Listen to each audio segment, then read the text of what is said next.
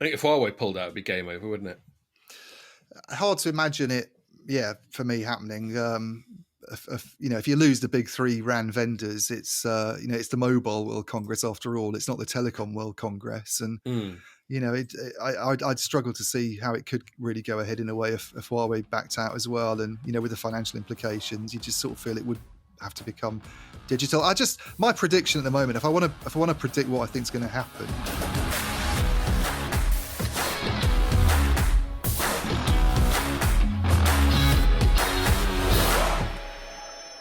Hello and welcome to another Telecoms.com podcast. I reckon, what are we? I think we're about a month or so away from actually doing one in the studio. Because they said, just looking at my little wall planner there, they said 12th of April we'll be allowed to go to pubs outside or something like that. And podcasts inside. Yeah. No, specifically in the rules. I know. Well, there's the rules will probably change, but provided the Informer doesn't say we're not allowed in the office, we'll definitely come in, which will be good. Bring it on. Obviously, have some beers.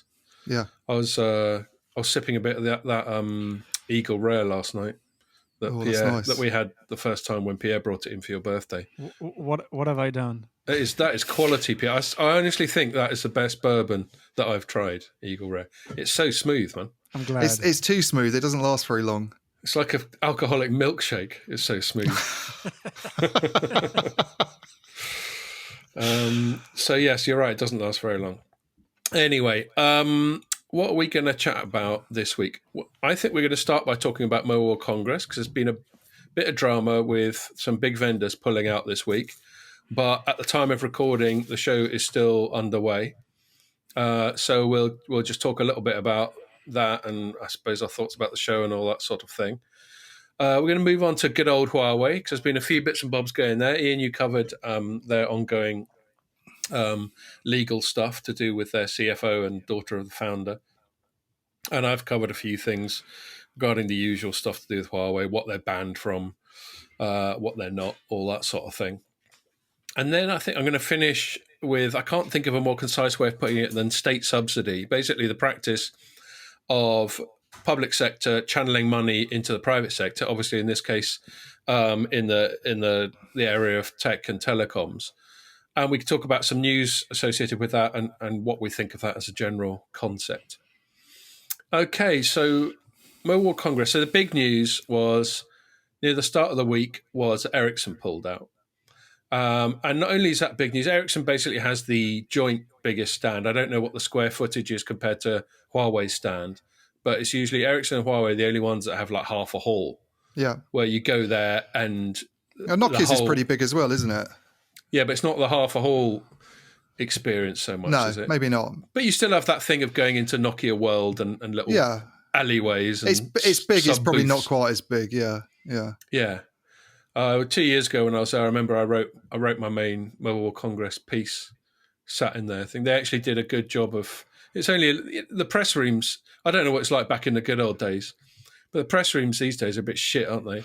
Well, the one at Ericsson's is better than the actual main press room because it's so busy in the main press room that you can't get any space. But they're a bit weird these halls though that are taken over, aren't they? I mean, that Huawei has to have the sort of biggest, and then it's. Then it's Ericsson, and then Nokia's a bit. I mean, it's like how big your dick is, isn't it? There's not any need to have. There's not. I mean, but it's just sort of macho posturing, isn't it? I think with because you look at Huawei's area, and as I recall from going in there in the past, and it's hard to get into it because there's all these women standing there like a sort of.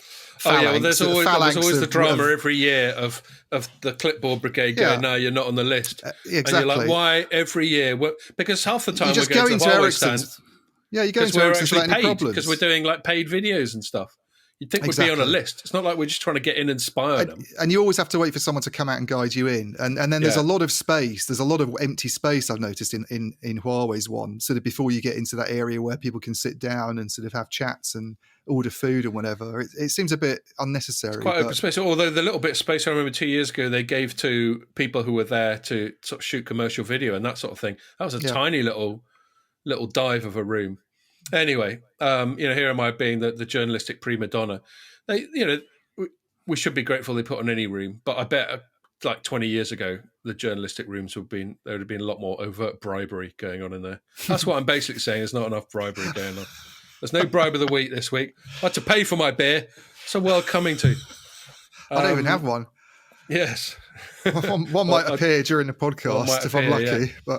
But so yes, Mobile World Congress. So yeah, so Ericsson is, let's say, for the sake of argument, the second biggest exhibitor. And they pulled out, so that's obviously a big deal. And then later on in the week, Nokia pulled out, which will be right up there. It'll probably be a top 10 exhibitor, won't it? Well, I would have thought that higher than that. Footage. I would have thought the big three RAN vendors are the big three. But right. I don't know. I mean, maybe there's the handset guys as well, the Sonys and the LGs and all that, and presumably Samsungs the operators don't count because I imagine they don't pay anything. Well, I don't know what the rules are. I mean, Telefonica and Deutsche Telekom and Orange are the European ones that I'm aware of that do have very, very big stands. They have very big exhibition space. And yeah, but given they own the group that's running the event. They do, exactly. Anyway, so in terms of revenue, the vendors are obviously the most important. So that's a big blow for them. And we should emphasize, by the way, as we always do when we cover this, when we cover these stories, there's no ghoulish glee about it.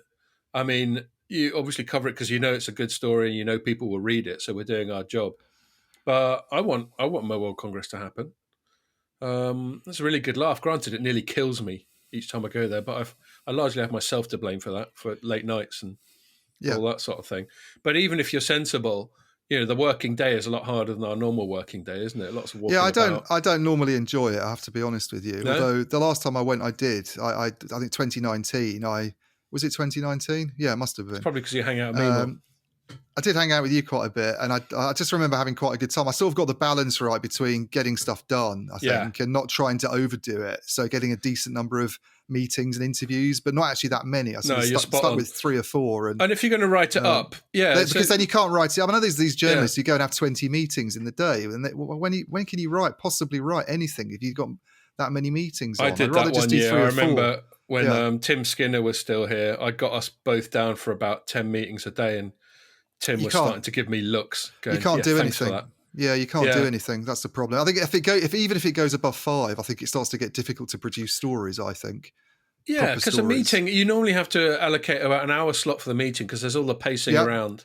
And then you need to write it. How long is that going to take? Yeah. I mean, if you do quick and dirty, it's an hour of your time, even a fairly quick one to code it up and everything. So that's 2 hours just for one thing. Do 4 of those. That's a full day, more or less. And if you've done more, and then you've basically committed yourself to spending the whole evening writing stuff up, then it can get a bit soul destroying. We're sort of you don't have to go out and get pissed like I do, but you've at least got to be able to go out and get a bite to eat and chill and get ready for the next day. Turned into an insight into how the journalists operate at MWC. This section, which people will find fascinating, I'm sure. But I'm normally really irresponsible. We normally pitch up on a Saturday. So the show doesn't start till Monday. We normally pitch up on the Saturday. That Saturday night's normally very large indeed. Yeah. For the past few years, we've often met up with people like CC Group, who Paul was on last week. I certainly, God, there was one year I certainly didn't get home till about 3 a.m. on the Saturday. And then Sunday, there's usually a few bits and bobs. Nokia does a press thing. Huawei, especially if you're doing commercial stuff with Huawei, they'll have some video that's got to be done. We're normally the Six Nations is on, so you're trying to catch a bit of rugby. And we'll have to worry about that this time. Well, it is on, but yes, we don't have to worry about it. Wimbledon might be on. And then the evening, there was always the what'd you say, mate? The Euros. What about the Euro? Yeah. Well, there's Wimbledon, isn't there? I think it's a bit early for Wimbledon, but anyway, there'll be some Euros. Well, could be French Open then. I don't know. Might be I don't know what the French Open. I think is usually finished by late June, but I might have my dates wrong. I'll have to check. Oh, it starts on June 11th. So yeah, it'll be like the semis or okay. Quarterfinals. Ooh. So there's always that challenge of balancing work and sport. And then on Sunday night, we always have the light reading, which sort of Telecoms.com got absorbed into drinks. And they're not usually that huge, but they obviously set the platform for afters. Well, it's more of an informer-wide thing nowadays, isn't it, really, I think? That's right. So Telecoms involved, and then Omdia and whoever. Yeah. But there's a nice sort of Spanish restaurant that we hire out, and there's always a good lot of sort of industry types that turn up, and then that's done by about 9, and then everyone's in the mood, aren't they? And so that'll be about a midnight job. So before the show's even started, you had 2 late nights. Yeah. Last couple of years that it ran, I managed to get the habit of giving myself Monday off. I remember in 2019, I went to bed at 8 p.m. and slept for 12 hours on the Monday. And then I was ready to damage myself again on Tuesday and Wednesday night. So there we go. That's the shtick. So yes, so that all goes to show how fondly we remember past World War how Congresses. dedicated we are. You should say. Yes, dedicated. So sad to see Ericsson and then Nokia pull out. I mean, last year when Ericsson pulled out, bear in mind this time last year the whole coronavirus thing was just emerging. We weren't really sure how severe it was going to be. We certainly didn't anticipate that in a year's time we'd still be locked down. No, we didn't. But everyone was like, "Oh my god, this is getting hectic," and Ericsson bailed, and then there was this steady stream that Nokia did, and I think they cancelled it on the same. Nokia did about 5-7 days later, yeah, and I think they cancelled it on the same day Nokia pulled out, which they haven't done this year. And there's no sign that I've got from GSMA that they are letting this put them off. I mean, presumably they'd factored in that a few people will pull out. Mm-hmm. And then, in fact, I'll hand it over to you at this stage. They've even sought one consolation in the form of a lady called Danielle Royston, who's got I think it's a consultancy called Telco DR. DR presumably stands for Danielle Royston. She used to be the CEO of Optiva, was it? Yeah. And she's a self-proclaimed public cloud evangelist. Yeah. So why don't you tell us what she's planning to do in the lieu of Ericsson pulling out? Yeah, it's quite bizarre, really. I mean, I almost thought it was a joke when I first heard about it, because I think she tweeted it originally quite late our time in the evening on the day that Ericsson pulled out, and said that she'd sort of be willing to take that space over and sort of turn it into this kind of public cloud extravaganza, invite a bunch of startups and software specialists and the kind of people that are right up her street, basically, to come along and show off some of their stuff. And then she'd even suggested, having the hyperscalers have some kind of presence there as well, all in one place, and then people can kind of go to that hall, and it's like the area to go of all the halls to look at public cloud stuff. And she's sort of she's sort of running the show. And it's, as I say, the first question came up, I think we were chatting about it before we spoke to her, was how the hell can a one-woman consulting show possibly pull something like this off financially? I mean, Ericsson makes, what is it, 27 billion a year in sales. It spends quite a bit on that space, as far as I understand it. There's a huge amount of investment. People moaning about like tiny little booths. I mean, the amount they must shell out on their booth. Exactly. And so I asked her, as I'm sure you did, and she was, well, I'm very, very well backed financially. I have the private equity guys. I'm minted is basically what she said. She basically said she's got she's a former tennis player, and maybe she made some money from that. I don't know, but she's obviously, I think she's just very well backed with the private equity, and they sort of buy into this, she's saying, and then I still wasn't sure what to think of it. But today, the day we're doing the podcast, there was an announcement from the GSMA even saying that they didn't say Ericsson's former stand, but they basically said there's going to be 6,000 square feet of public cloud space run by Telco DR in Hall 2. And I guess they've just, their reaction's obviously going to be, if she can possibly stump up the money and make it work, then why not? What's not to like about it? I think it's fair enough. I mean, we both chatted to her. You wrote it up. I've taken the view that I'm just going to wait and see before I comment on her involvement. But I read your piece, and I thought your angle was great. I mean, with someone like Danielle, she's got a very typical sort of American go-getting, can-do attitude, which is something us Brits and Europeans could probably do with a bit more of. Mm-hmm. And she's just like, right, here's an opportunity. I'm going to go for it. And my biggest skepticism was the financial viability of it. Yeah. And she basically, said, without going into specific numbers or anything, that she doesn't need any other public cloud stakeholders to chip in. Exactly. So her and her partners are willing to cover the whole cost. My bet would be that she's got it for a lot less than Ericsson would have paid from probably. GSMA. I mean, this is the thing I don't understand, and I didn't pursue this in my story, but is Ericsson still, if you pull out, okay, and as I understand it last year, this is what happened, isn't it? Ericsson pulled out before anything had been cancelled. Now, I think in their contract, if they cancel and you've spent money on an exhibition space, then they have to refund you, yeah?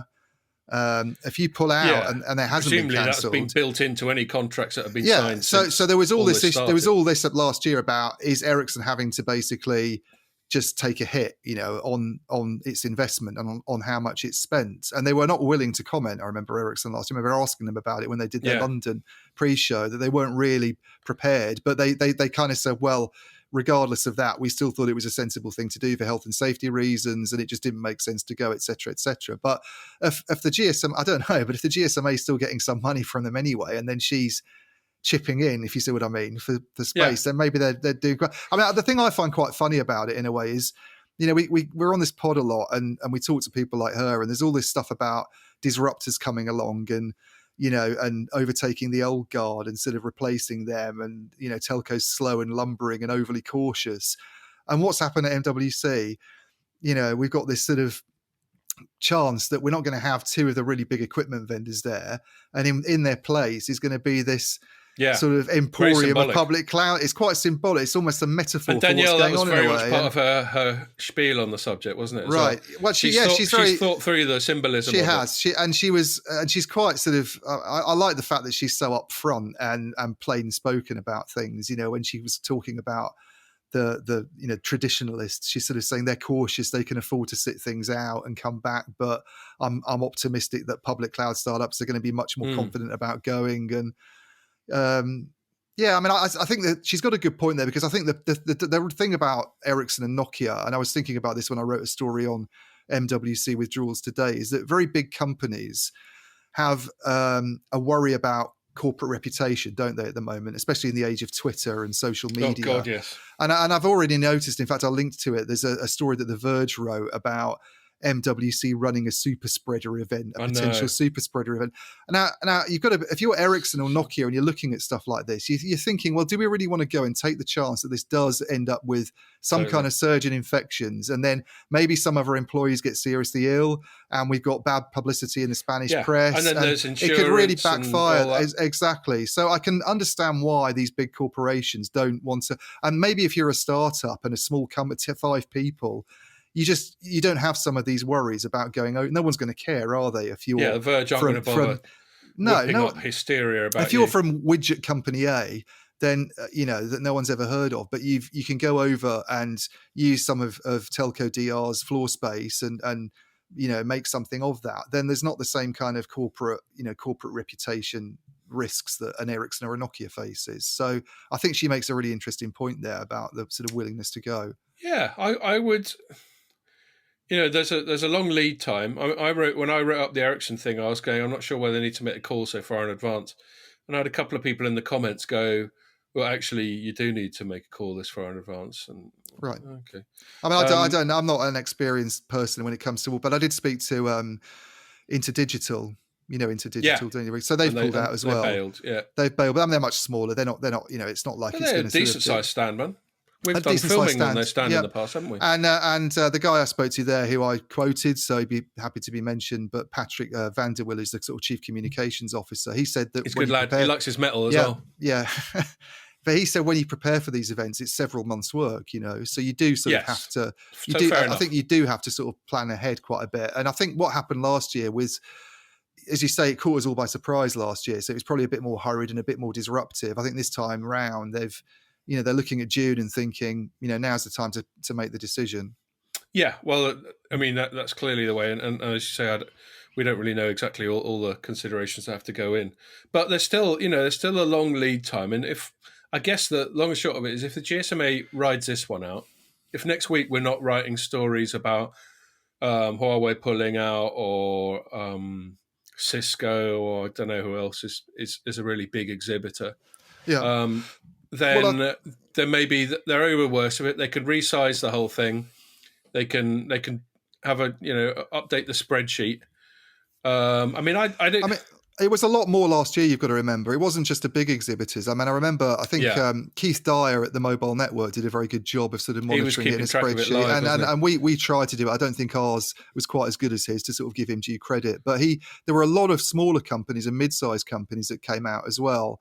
People like Mavenir, for instance. I think a lot of these guys were sort of dropping out. And I've been trying to sort of keep in touch with some of the larger organizations and some of the operators, just to say what are they up to and where are things at. And then most of them are doing what you've said, actually, Scott. They're kind of sitting on the fence a bit at this stage, and and trying to wait for things to get a little bit closer to June, I guess. And I suppose, as you say, if you make a decision at that stage, it's more disruptive, but it gives them the opportunity to see how things are going in terms of the virus. That was the only reason I made the call about it being a bit early. You just sort of thought, come on, Ericsson, you don't know how things are going to look in a couple of months. But, I'm not criticising them.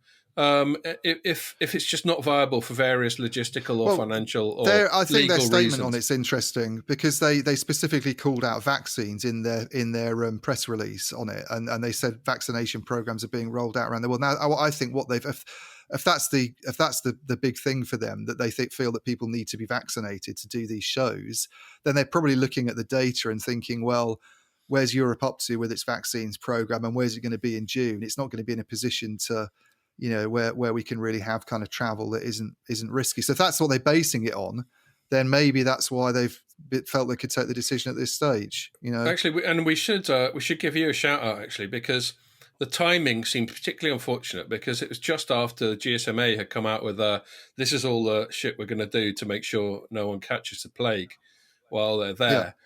And one-way systems, and you've got to have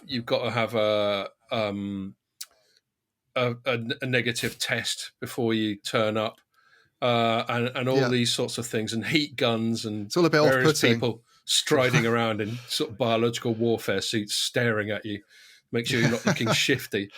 It's like being on the set of Outbreak or something. Do you know what I mean? Which that's one of the things that might put people like you and I off if it's too repressive. I think it'll put a lot of people off, to be honest with you. I think that's a really key thing. I mean, it's a hard one for them, because on the one hand, they've got to do this to reassure the people that are worried, and obviously the health authorities, that they're taking this seriously and that it's not going to be a super spreader event or whatever. But on the other hand, do you really want to? I mean, my position on face masks is I comply with the law and I wear them in the UK when I go into shops. They're you have to. I don't particularly like wearing them, and I wouldn't want to necessarily be in an airport hangar, type hot conference facility. Wearing them all day. All day long. You're in those things for 12 hours sometimes. In the Spanish summer, wearing a face mask all day long. And even if you go out into those communal areas, are they going to allow people to take them off there? I don't know. Because I'd end up getting the arsehole and just taking it off, and then that would cause ructions. And knowing what knowing what the monitors are like at MWC in the past, these young people who are very enthusiastic and always sort of asking to see your badges, and they're a bit too grabby. And I can see taking your mask off or not walking the right way around the hall being, a sort of capital offence almost, You'd have a million people charging at you. You're getting to Wednesday, you're knackered and hungover, someone challenges you and you just go, fucking make me. And then it just turns into a thing, doesn't it? Yeah, and it's just not. It's not going to be pleasant. I mean, I can't envisage doing face-to-face interviews with people wearing face masks, and what if you want to go and have a coffee or something, which is something. Well, all that. I mean, having said all that, I think, if it's viable, which is still an if, I haven't decided, and we haven't made any group policy on it. If it was still viable, if a few people are going to turn up, I think I'd still put up with all that. I'll moan about it. But I think I'd still put up with it, all that, just because, we're always talking about how life needs to carry on. I think to a certain degree, you have to lead by example. Yeah, the thing that I agree with you, that might not be the showstopper for me. I haven't really thought about it enough. I think the thing that would, if it's that and it's having to come back to the UK and find out that I need to be in a quarantine hotel or something, that would be a deal breaker for 2 weeks. That would be a deal breaker, especially in the summer, after we've just had a year of not being able to go out very much, and we're supposed to be more or less back to normal. Then you've got work and other things to do, and it's hot. There's all sorts of things to think about, and it's not just us. There's other people who are going to be thinking about this as well. So I just wonder, I mean, they had this target. We should say that the Mobile World Congress in good years normally gets about 100,000 people. I think it's a bit north of that now. Plus, yeah. And I think what they've been talking about before this week was between 40 and 50,000, which sounded pretty optimistic even before what's happened this week. I think now that we've had, just to be clear, the companies that have pulled out, it's not just Ericsson and Nokia. It's reportedly also Oracle, I think Sony, Facebook, and on the operator side, not really that big a deal, I don't think. But BT has dropped out today, has confirmed it's pulling out. But if you get more service providers that have a bigger presence there, let's say, deciding the multinational ones, then that's bad for the show. Vodafone, DT, yeah, because Orange. then on the one hand you don't have the vendors, and on the other hand you don't have the. I mean, there's just the whole show starts to become a bit pointless if the big. And with all due respect to Danielle and her enthusiasm, who are people going to turn up just to hear a bunch of public? And one thing, we should. Well, it depends which public clouds as well, I think. This is the thing. She's going to have to be quite clear about who she's getting. I mean, if it, there are some of these companies that I'm sure, a Telefonica or a Deutsche Telekom wants to talk to the public cloud giants because they have deals with them, and they're very much invested in what's going on with 5G. But they probably don't need a trade show for that. I mean, they're already having those chats. Aren't they all in with Google or something already, DT? Yeah, I mean, do they... It's not equipment either, is it? I mean, I don't know enough about this. I mean, is there an element of, you go to Ericsson stand and Huawei stand and you can actually look at physical stuff and for shiny thing? I don't know, but is that an element of it? I mean, it's all software. So yes, that does work. But even if Google and Amazon and Microsoft were there, that alone wouldn't do it, would it? No. So it's all up in the air. I'm up in the air. I hope more people don't turn out. I hope it does happen. I hope to at least have something to make a choice about. And one thing I want to flag up before we move on from this topic is it was you that got the scoop about Ericsson. So just luck, I think. Yeah. It was luck. I mean, I don't know how much of it you want to give away, but you'd previously written a bit going, it looks like they're turning up. Yeah, I wrote a sort of slightly bloggy thing talking about some of the health and safety stuff and having a bit of a whinge and speculating that Ericsson was actually going, because they'd recently told us they were sort of saying, well, we booked our space at Hall 2, and it sounded like they were going to go. And then they got in touch with me and said, and sent me the statement, and I think we were the first ones to get it. Yeah. And then they didn't publish it on their website, so it's then up to other journalists to go and get in touch with them directly. But it seems to be what happens, reading that other people were channelizing on that one. So well played. I mean, we all know that often scoops aren't necessarily down to a Woodward and Bernstein level of investigative journalism, but you still take the credit when it comes up. Yeah, it's good to get them. Yeah. So well done on that.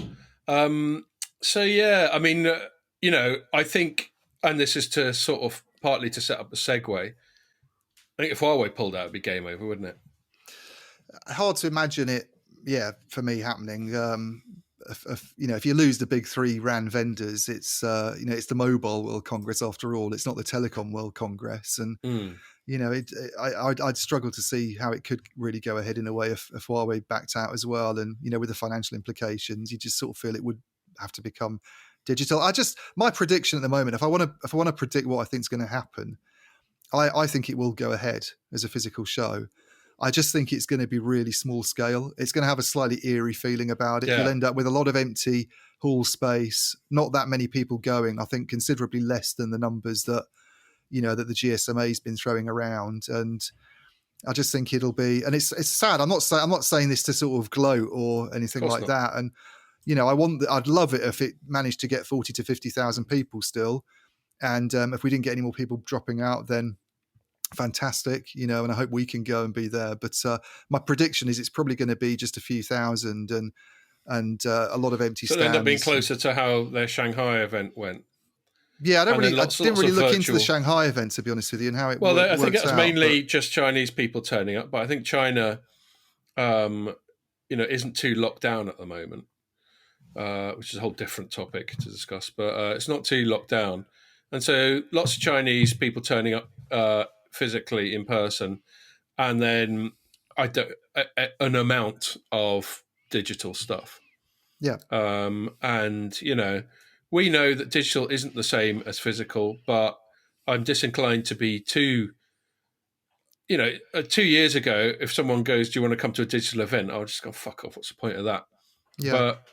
But when things change, you have to make the best of the situation, and I for think some this people, is the a other digital worry. event might be worth it. I mean, this is the slight concern. I think is they've made last year when it got called off, there was no digital alternative, was there? I mean, I guess you could probably watch some of the keynotes online, and there was a bit of stuff, but there's certainly much more provision for people who want to participate digitally this time round than physically. And I just wonder if by doing that, they've almost taken away the incentive to go, because it's easy that's the balancing act for them, isn't it? It's a tricky balancing act. But I also think because we've had a year now of pandemic where people have been making adjustments. I mean, executives are much more comfortable now having meetings on Zoom, participating in webinars, doing all this kind of thing. So, is it, and this is a slight worry, I think, for events, big events generally, I think, is whether we see this sort of, I hate to use the expression new normal because I really, really hate that phrase, but this sort of suggestion start saying great reset in a minute, and then I'll just have to pull the plug on the whole. The suggestion that we're all gonna work in our homes permanently, and no one's ever going to go to offices again, is the equivalent of that events become digital and not physical. Now, I'm sort of optimistic that it won't happen, because I think people do want to mix and mingle. Same reason you and I are desperate to get into the studio. Yeah, but I think it will have some impact. I think it will have some impact. Obviously, I don't think it's it's not going to bounce back and be the same as it was, and that's the it's just how it recovers, really, the nature of it. Fair enough. Okay.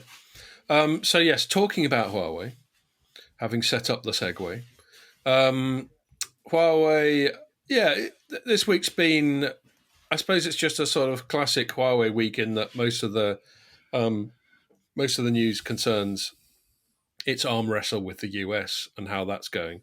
Yeah. So I'll start by talking about a piece I just wrote. This is just a bit of journalism taken from Reuters and Bloomberg, that it looks like Biden's going to tighten the sort of Huawei restrictions. So basically, the way things got set up by the Trump administration was that you need a special license if you're an American company to do any business with Huawei at all. And it started granting some of those licenses, but putting lots of restrictions on it. And the stated reason is they don't want Huawei getting hold of anything to do with 5G, because then they'll only pass it on to the Chinese government, and the Chinese government will stick it into missiles or something like that. It's all a bit tenuous. There's no concrete proof that it will happen. I find it hard to believe that Huawei couldn't get hold of if Huawei wanted to get hold of 5G tech in order to use it for industrial or actual espionage. I can't believe it wouldn't be able to do it. Cheers, mate. You got your beer? Well done. Clink. It's a Doom bar.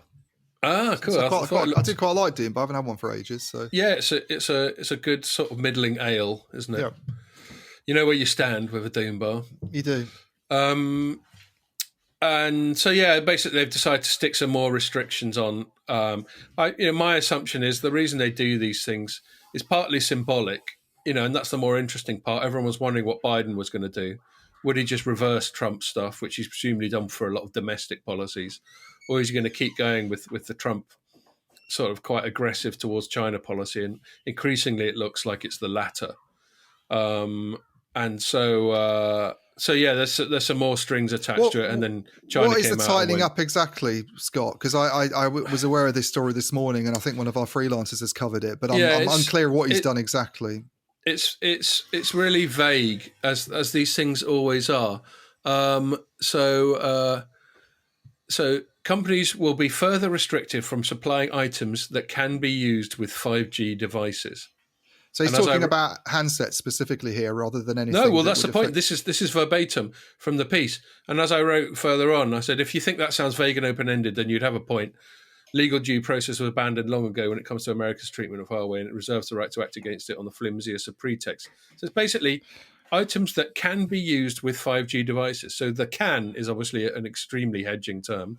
Yeah. And 5G devices could mean hotspots, could mean tablets, could mean anything that could have a 5G modem in it. So what I suspect, Ian, is these things happen because they set up a bunch of restrictions, and then Huawei goes off and finds a way around them and goes, okay, turns out that it's like a sort of game of whack-a-mole. Turns out these rules haven't covered buying 5G modems for on-premise devices. Yeah. So then they have to go, and go and write an amendment to the law.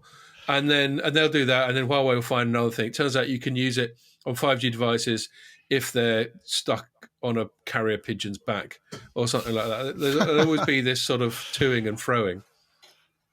So that's why I suspect they've done it. But, as much as anything else, it does show that that Biden doesn't look like he's going to take a backward step. It does, and I think that's a bit of it's a blow to Huawei because they've clearly been hoping with this change in administration that they are going to get sort of more lenient treatment and they're going to get somebody in the White House that they can deal with who's a bit more receptive and, prepared to row back some of the stuff that's happened under Trump, I think. And,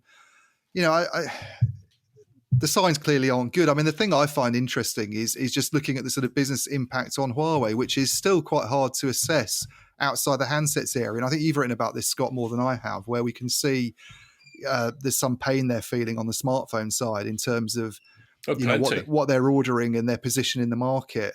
The area that I'm really curious about, because when I've talked to semiconductor specialists about this, they say a lot of these restrictions hurt it on the network side as well. And it's that business that seems to have done pretty well still. And a lot of this is driven by China. But did you cover the latest Deloro numbers on vendors? Yeah, and I don't know if we talked about this before, but the improvement in their market share is clearly fueled by what's going on in China. They're spending so much money on 5G rollout. They talked about this before, 700,000 5G base stations I think last year, and they're aiming for several 100,000 this year. And it's just enough spending with most of it going to Huawei and ZTE, it's enough spending for them to be able to increase their overall market share. And that's not to mention the fact that those big operators in China are also investing in optical equipment and other things that Huawei provides. So, I think I'd add to that the campaign, and I talked about this, I think, when I wrote something about fixed broadband and how that sort of really slipped under the radar screen, I think, from a regulatory perspective, in that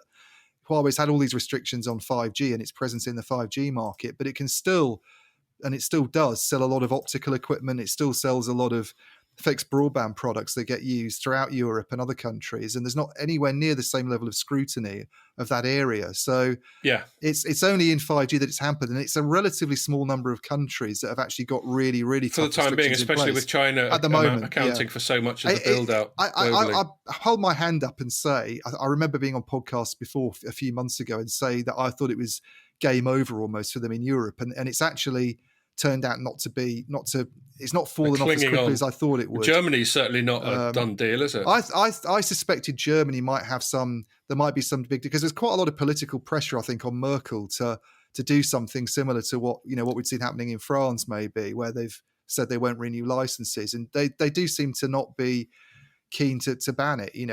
Deutsche Telekom is very, very sort of aggressively rolling out 5G network equipment using Huawei products. Right. It's only in the core network side that it's made a decision not to use Huawei. It's still very confident. And you'd think DT wouldn't do that unless it had some kind of sense of where the government's going. If it thinks there's any change, if there's any possibility of change, it's a massively risky move. I mean, maybe they would take it. I don't know. I remember talking to three UK's former boss, the guy whose name sounds like the forgotten his name now, but it sounds like the vacuum cleaner. Oh yeah, Dyson. Dave Dyson. I remember meeting Dave Dyson a couple of years ago when 2 years ago. Anyway, it was when the UK back when you were allowed to meet people. When we were allowed to meet people, and the UK decision was up in the air.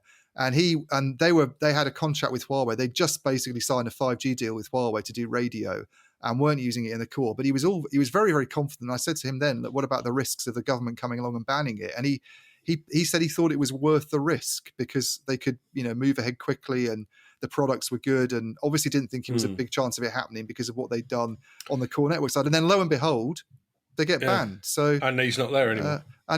He's not there. Read into that what you will. Yeah.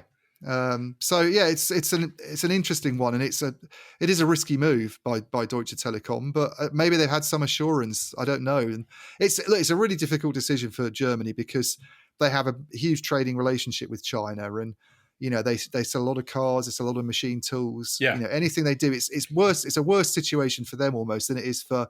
We talk about Sweden banning Huawei, and then Ericsson's all worried about what the implications could be if China retaliates and says we're going to do something against Swedish interests.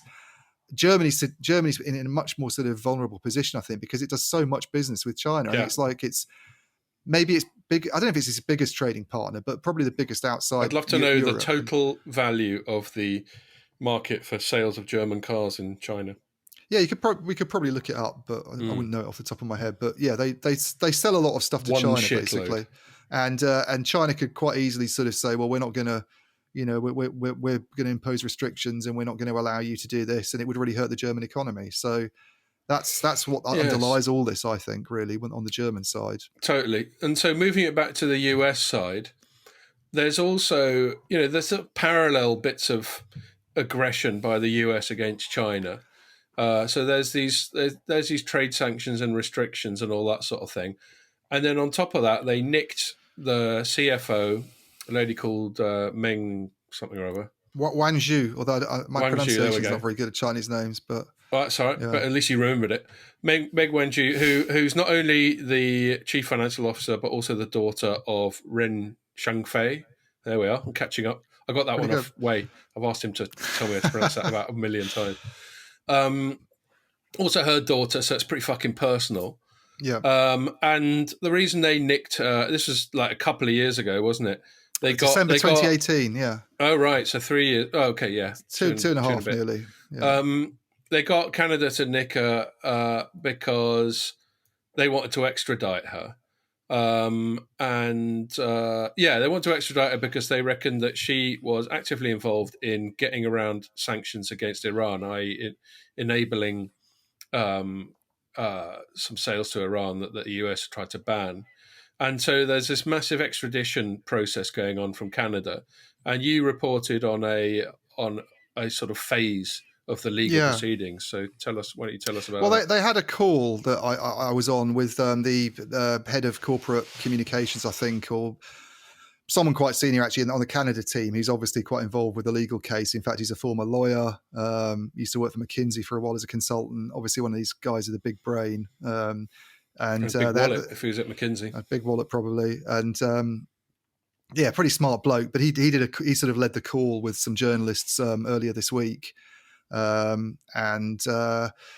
was a sort of update really on where things stand in the Canadian case, and it's pretty complicated really, trying to stay on top of all the ins and outs. I mean, it's one of those things I come back to, and I sort of get a bit lost as to where things are and what the latest development is. And it was kind of useful for me, I think, just to sort of try and catch up a bit with it all. But I mean, where things stand at the moment is they're basically trying to get access to some documents that they say HSBC holds. The specific charge, we should say, that they're trying to repudiate at the moment is actually that Meng committed fraud.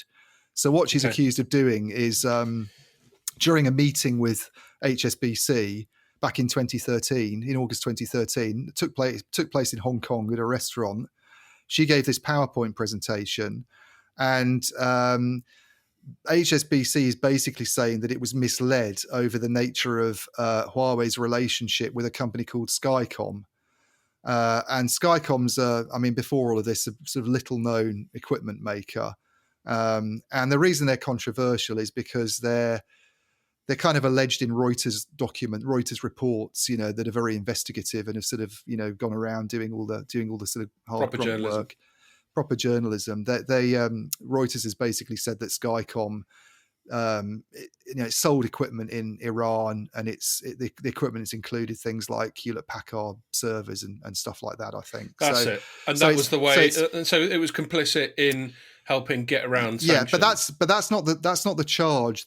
This is the interesting thing. This is why it's all quite murky, I think. Okay, is that's not the charge that they're fighting. The charge they're fighting is fraud.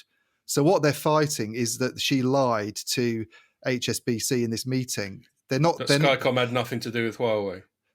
Exactly. What their position is. This is a really interesting thing. Now, if you go back to before 2018, when before she'd been detained, they always used to describe Skycom as a local business partner. They didn't. There was no sort of close relationship. Now they're very explicit now that they used to own Skycom. I haven't had this directly from. I've had that directly from Huawei, by the way. That they, it's even in court filings that they've put in that they used, and their position is that they've always made this clear to HSBC that HSBC was fully aware of the fact that Skycom was effectively a kind of subsidiary of Huawei. That Huawei had full control of Skycom bank accounts. At some point, they sold Skycom, and that's the bit that I've not had directly from Huawei. That's just in other press reports that I've read, where I think they're supposed to have sold it round about 2007. So the thing is that there's no whether they broke sanctions by selling, by having this company that sold equipment in Iran that included US components is not proven, because all of that would depend on the details of those transactions and when they actually happened. Yeah, which is why what they're saying is HSBC is involved. Well, this is a strange thing. One of them is lying, either HSBC or Huawei, because what about this presentation in Hong Kong? Or Huawei's version of events, right, is that it never misled HSBC over this relationship. That HSBC has always been fully aware that Skycom used to be, a Huawei, a company that Huawei controlled. Now, why would this is the question? Why would that be a point of embarrassment for HSBC or something that worried it? Unless trade sanctions have been committed. Yeah. Unless there was an abuse, unless Skycom was actually doing what we've, unless it was selling. Hasn't HSBC got in the shit for other stuff related to this, not to do with... I asked Huawei this by email. I was on this press call with them for quite a long time, and then I was thinking about it in my head as I was writing the story, and then you realise you've got a question that you didn't ask on the call and you want to. So I pinged the head of corporate comms in the UK, and I said, well, if there were no abuses at all, then why is HSBC resistant to these documents? So what they're trying to do at the moment, I should say, just to be clear, is they're trying to get access to HSBC documents that they say proves that HSBC knew all along that Skycom was, at one point a Huawei, subsidiary, that it was fully aware of that relationship. There was nothing was ever, there were no lies, there was no misleading or anything like that. And they say HSBC has got documents that will show this, and they can't access them. So what they tried to do, they can't access them in Canada for legal reasons. It's like a process thing. They can't be compelled to hand them over. What they tried to do is they tried to do it through UK courts. They tried quite recently, actually, a few weeks ago, to do it in the UK, and they got rejected. The High Court in the UK said, we're not going to do this. I can't remember the exact disclose what they said. It was very complicated, but they wouldn't do it. And the next step, what they're doing now, which is basically what the call was about, is they're going to Hong Kong to do the same thing. So and they say, because there's also laws in Hong Kong that they can pursue, and it's slightly different parties involved because it's HSBC Hong Kong.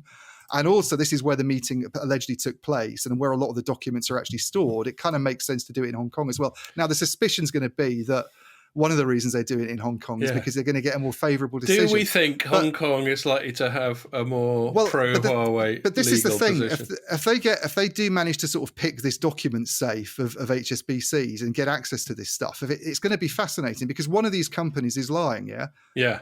I mean, either Huawei's right and HSBC knew all along, or I mean, The weird thing for me is that if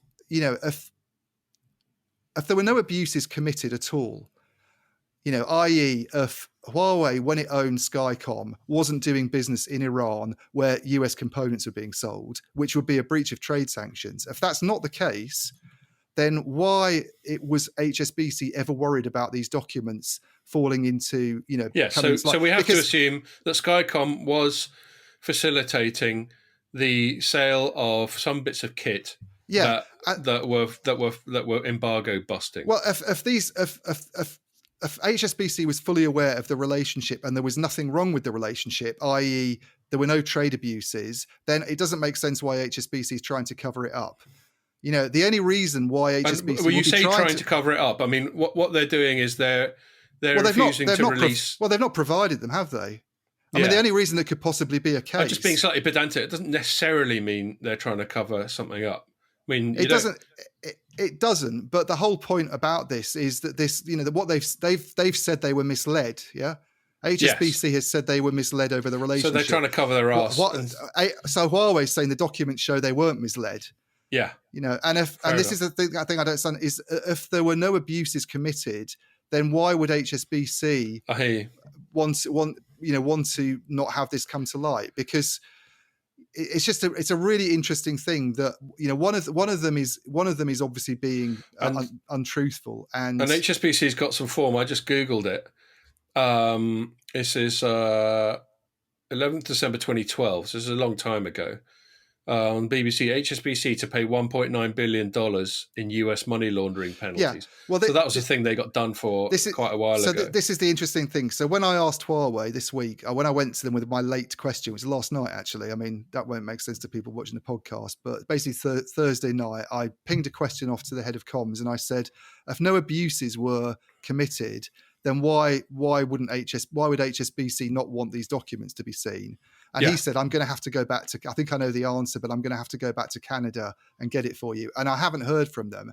However, I did look at some other press reports. There's something in the Nikkei Asia where I think what Huawei has sort of suggested is that the DOJ's basically leaned on, the DOJ's basically done a deal with HSBC where it said, this is the accusation where it said, like a plea bargain type of thing. You cooperate, and we'll go easy with us. If you cooperate with us in our campaign against Huawei, then we'll overlook some of these other dodgy things. Which is totally believable. Which is included things like money laundering, apparently, and also doing things in Iran and sort of processing the transactions through its New York offices. Like I said, they got form. I'm not saying that means they're guilty of anything now, HSBC lawyers.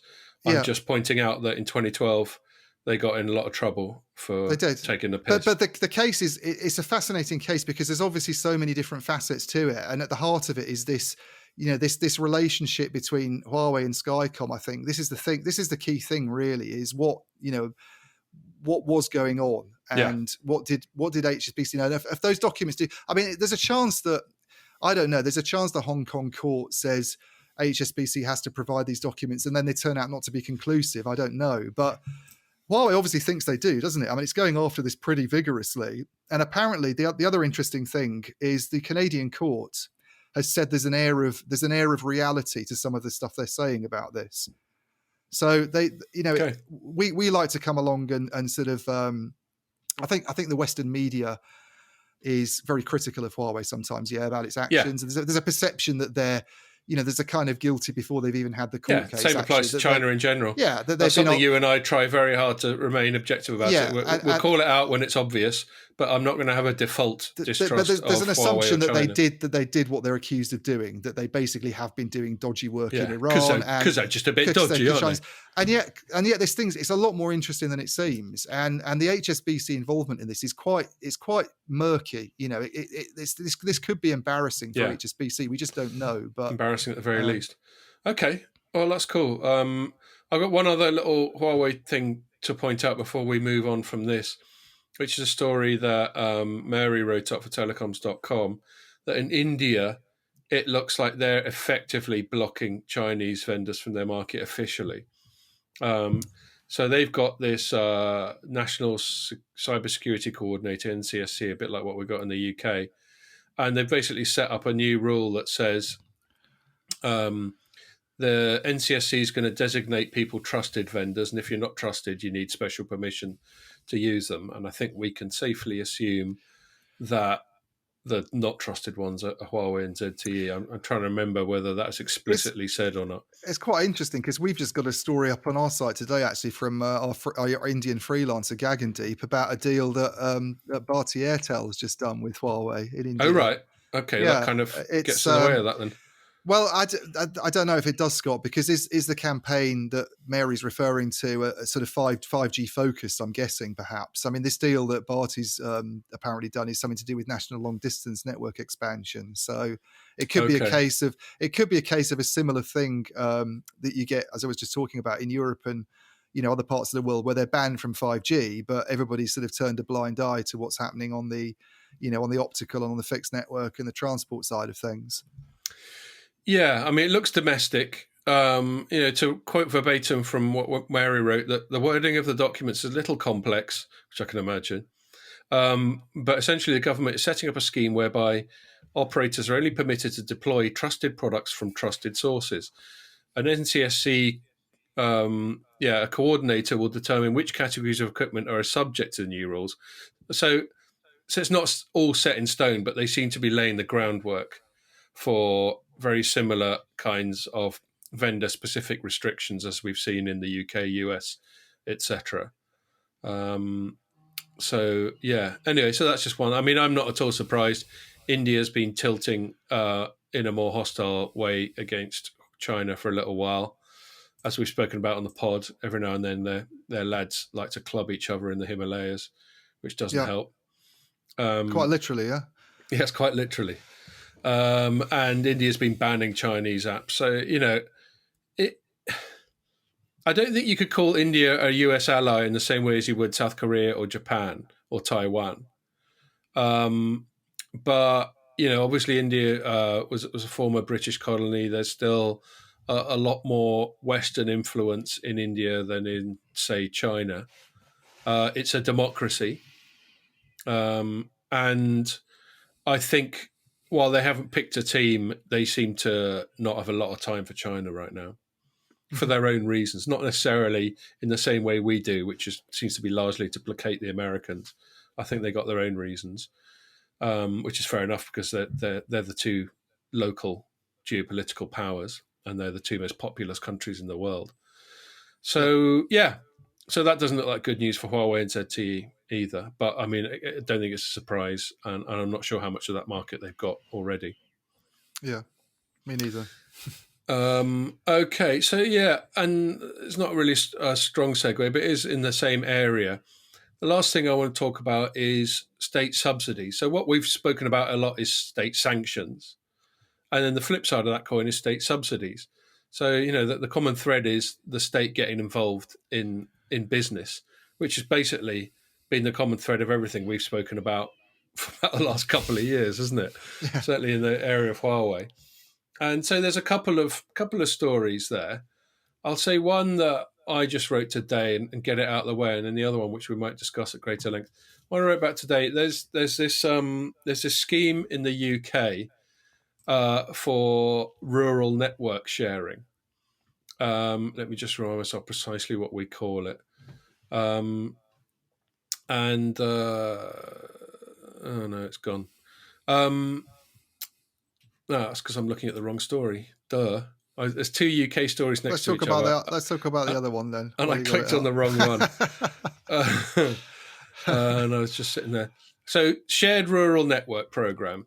Basically, all four operators said we're all gonna club together on infrastructure because it's just not worth it for us to build separate towers and install separate radio equipment for, the Brecon beacons or whatever. And the government said, I'll tell you what, if you promise to put in 500 mil, we'll match it, and then we'll spend a bill on getting all this done. And this was a year ago, and then it all went quiet.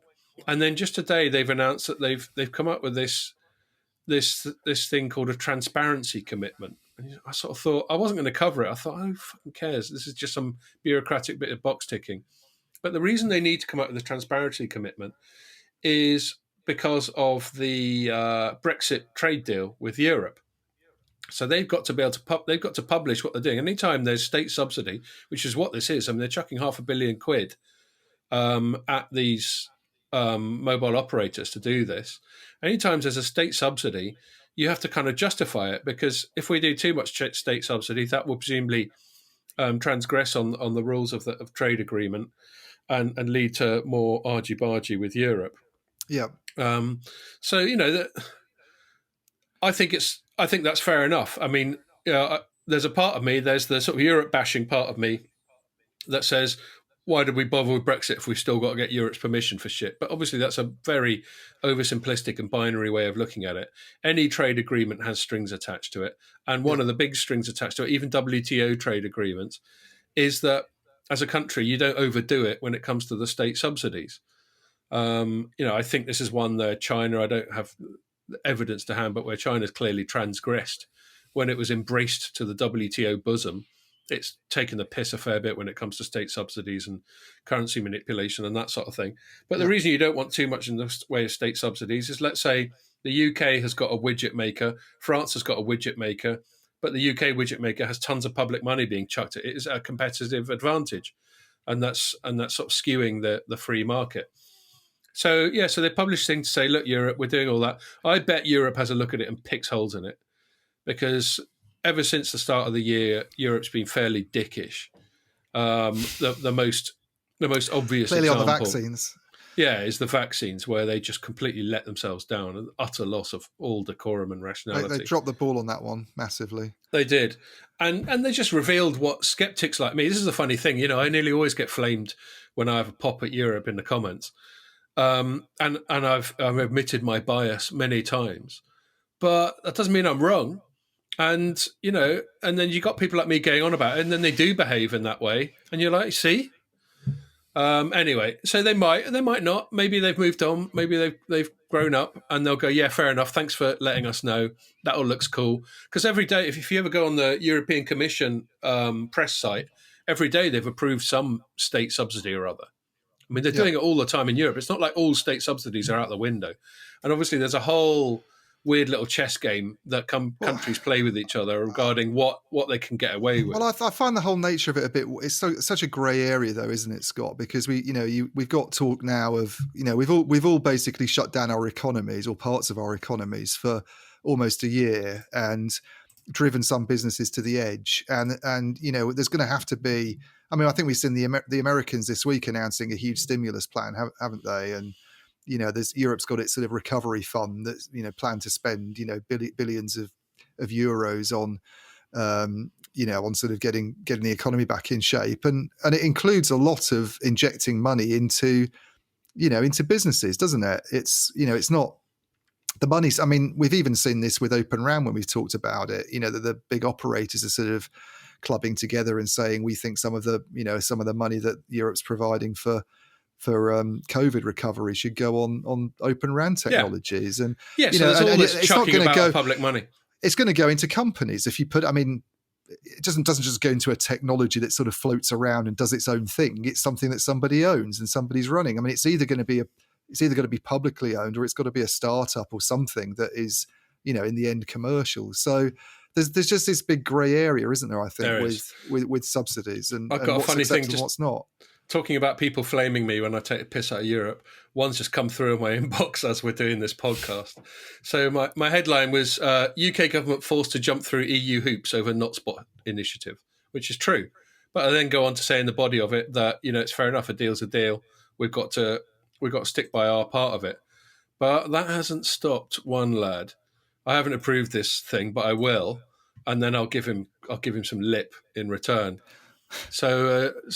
Chap called Aidan Byrne, Byrne, presumably Irish. Comment: much of this article is entirely false.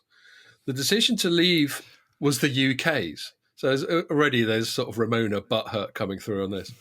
But if it wishes EU access, it has to implement the treaty. They always have that slightly sort of rules are rules. If you don't like it, you didn't have to do it sort of tone.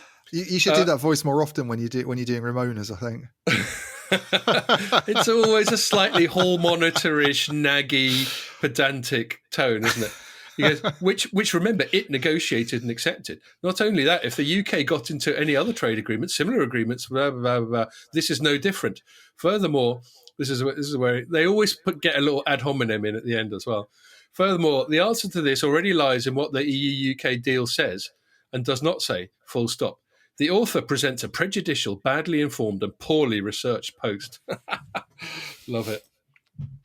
You always get one. And that's kind of why I do it. I could take a more conciliatory angle, but I quite like winding these people up. It's probably not very professional of me, but what can you do?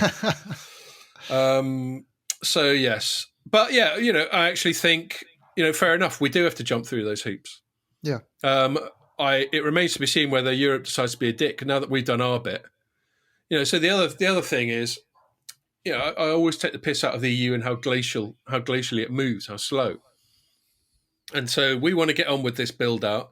The operators are presumably waiting for their bit of state money. And can we now get on with it, or do we have to wait for the European Commission to react? And if it takes a year to react, do we just sit here twiddling our thumbs?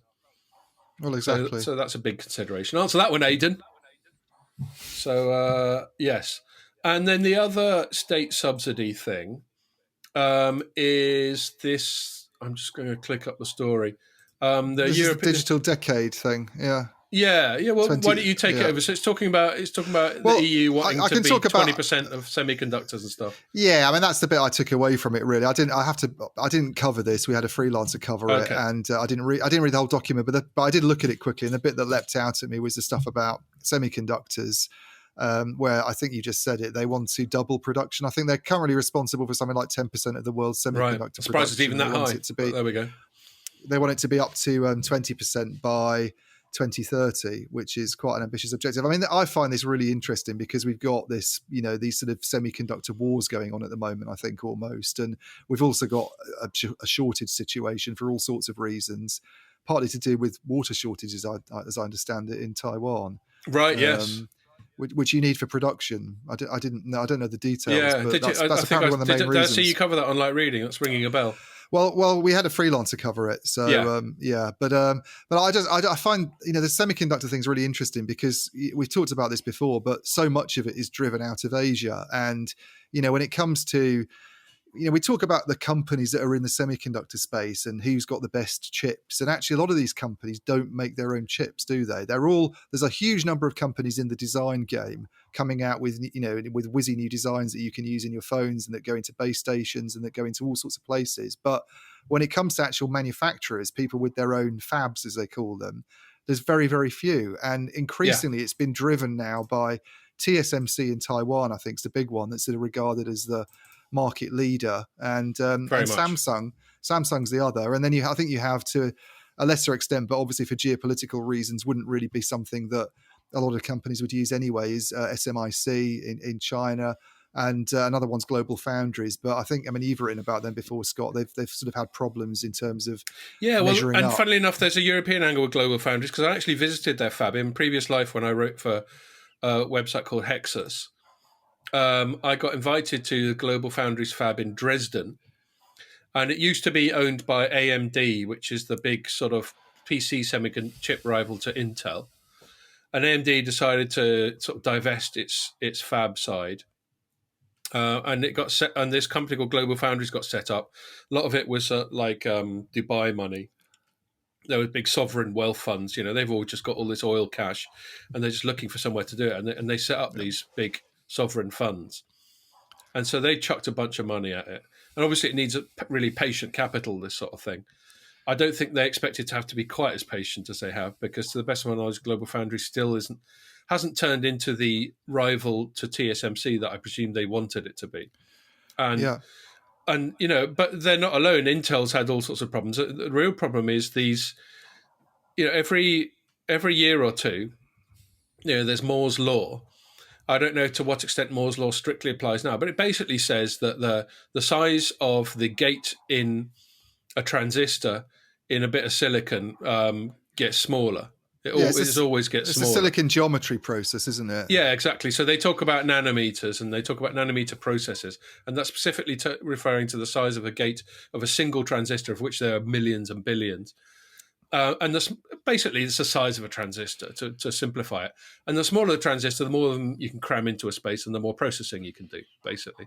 And it's especially useful for mobile, because more transistors in a certain space enables you to put it in smaller devices.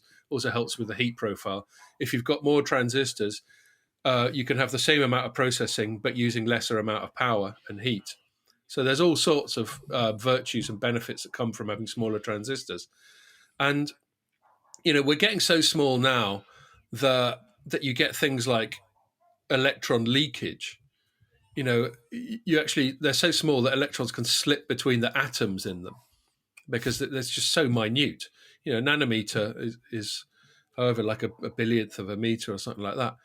And it gets very complicated, basically. And everyone except TSMC is struggling to keep up with the latest process. I think we're down to 5 nanometers. Don't know if we got to 3 yet. Well, yeah, I think a lot of stuff's done on 7, isn't it? I know Apple was talking about 5 in some of its, but I know.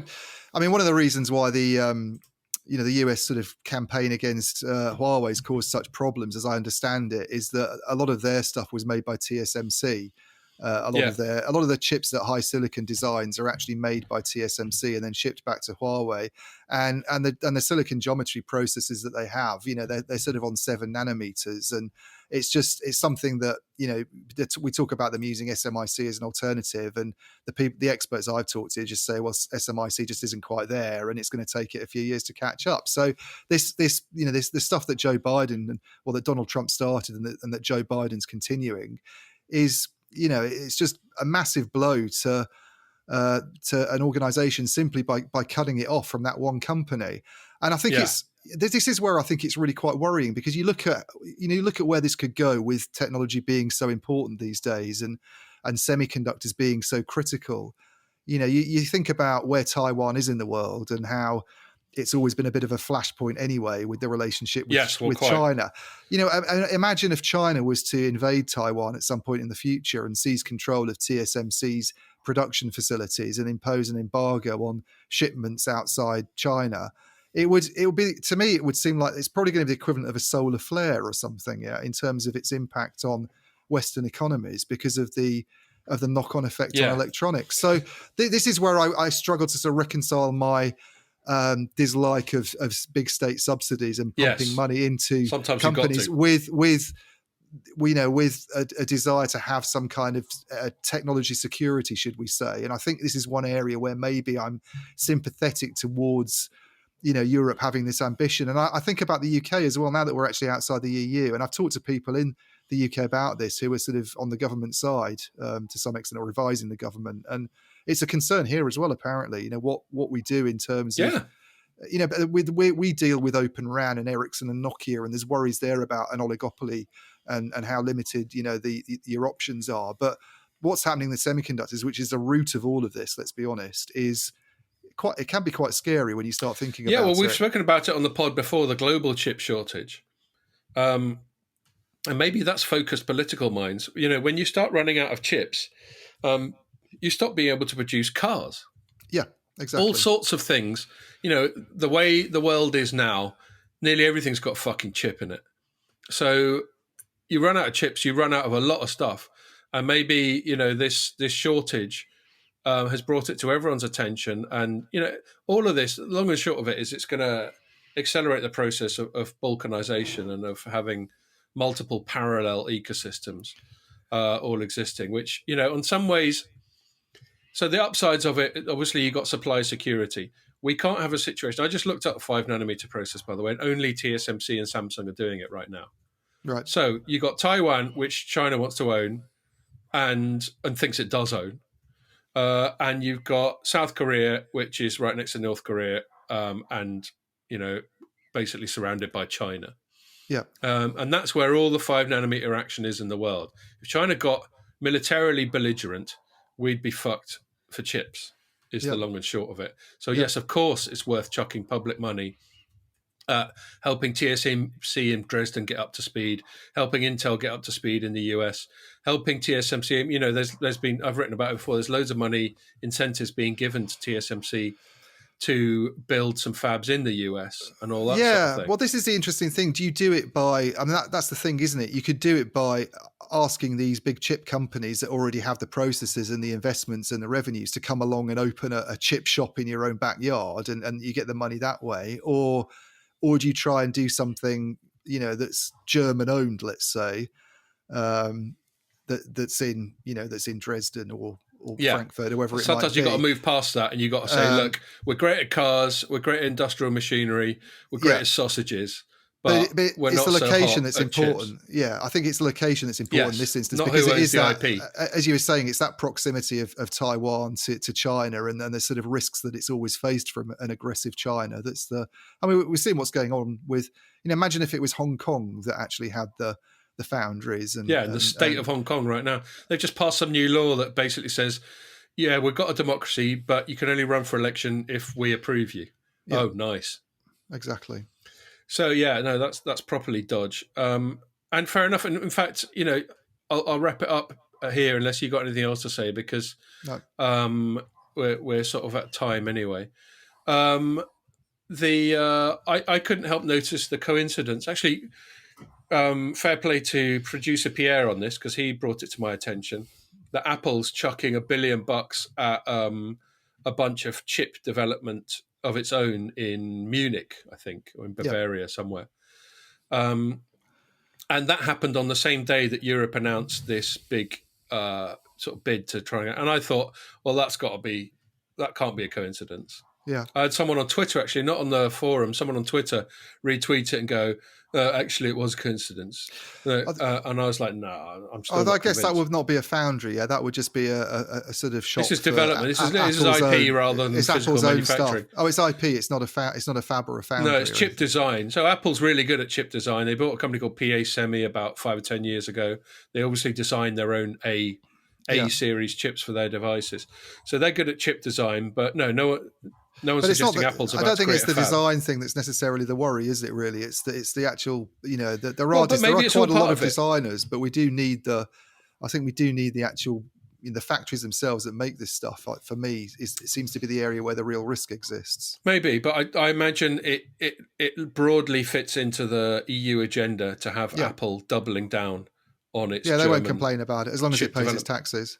I mean, the other thing, to bring it back to telecoms, is the main thing Apple's going to be doing in Germany is developing 5G modems.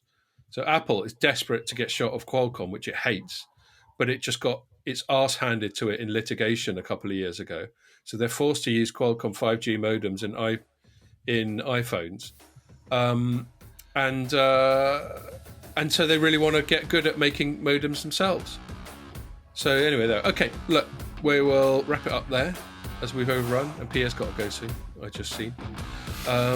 So I'll leave it there. Thanks a lot, Ian. Thanks a lot for listening, and make sure you join us for the next one.